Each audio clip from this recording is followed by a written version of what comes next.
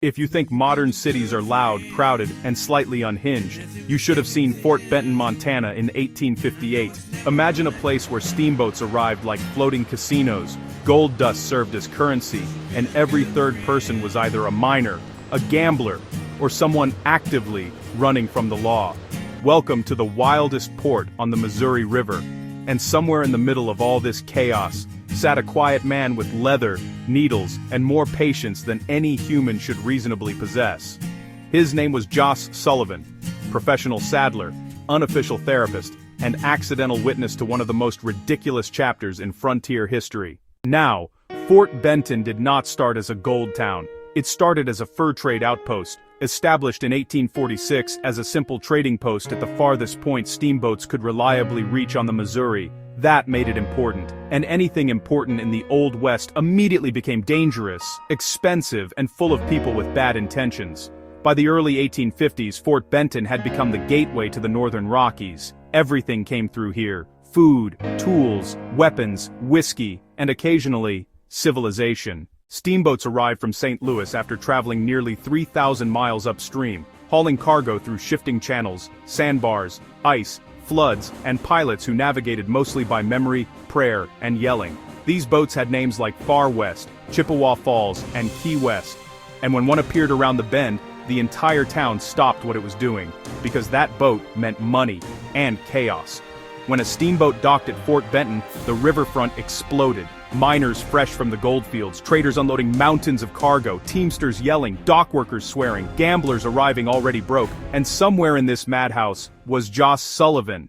Jos was a saddler, which means he made saddles, bridles, harnesses, reins, everything that kept horses functional and cowboys attached to them, in a territory where horses were transportation, freight trucks, ambulances, and occasionally emotional support animals.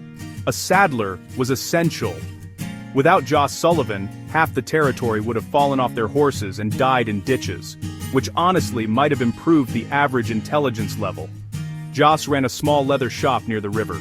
Inside, rawhide hanging from beams, tools scattered across benches, smell of oil, sweat, and horse. Outside, a town slowly losing its mind. Then came gold. In 1862, word spread that rich strikes had been found in western Montana, Bannock, Alder Gulch, Virginia City, and suddenly, Fort Benton became the supply hub for tens of thousands of gold seekers. This was no longer a trading post. This was a full-blown frontier port city. Every miner heading to the goldfields passed through Fort Benton, which meant every miner needed a saddle, a bridle, a pack rig, a repair, a strap, a belt, or a new piece of leather to replace the one they destroyed doing something stupid.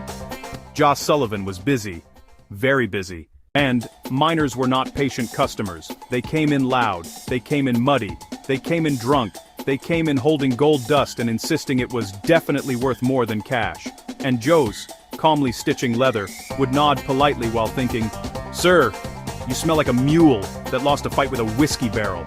Meanwhile, outside his shop, Fort Benton turned into something historians later described as the most important river port between St. Louis and the Pacific, and something locals described as a perfectly good place to get robbed, stabbed, or accidentally married.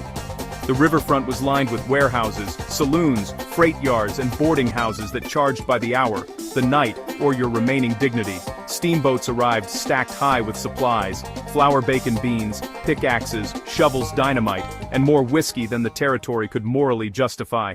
Cargo moved from boat to warehouse, from warehouse to wagon, from wagon to mule, from mule to mountains. Every box passed within sight of Jos's shop, but the real magic was the roaring camps. Temporary boomtowns sprang up overnight along the trails to the goldfields. They had saloons before churches, gambling halls before jails, and cemeteries before schools. Miners would stop at Fort Benton, outfit themselves at Jos's shop, then vanish into the mountains, sometimes returning rich, often returning broke. Occasionally, not returning at all. Jos saw them all.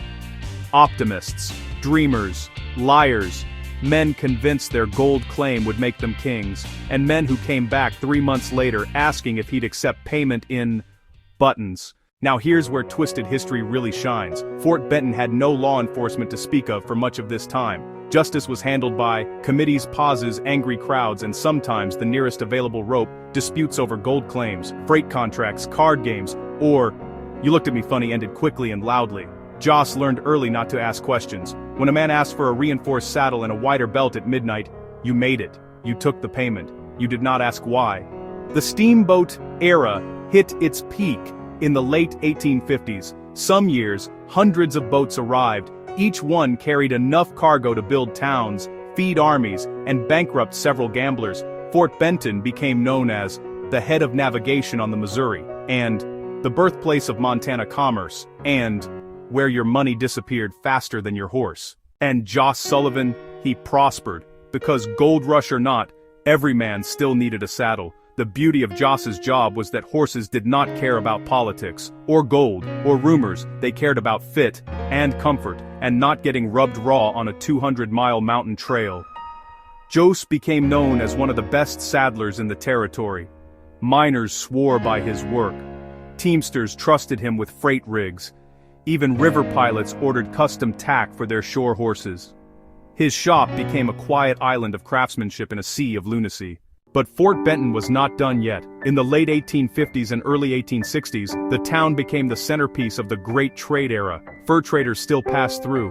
Buffalo robes piled high in warehouses. Native tribes traded peacefully alongside settlers. For a brief moment, Fort Benton was not just wild, it was wealthy.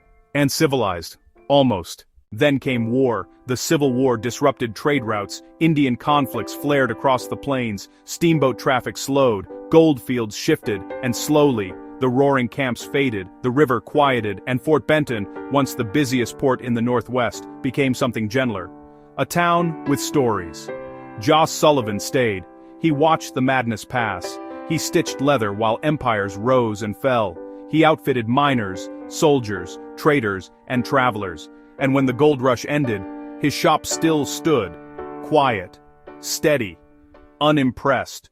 Because here's the truth about frontier history. Not everyone carried a gun. Not everyone chased gold. Some people simply kept the world working, one saddle at a time, and that, friends, is the twisted beauty of Fort Benton, a place where steamboats ruled the river, gold ruled men's minds, and a saddler named Jos Sullivan quietly held civilization together with waxed thread and stubborn patience.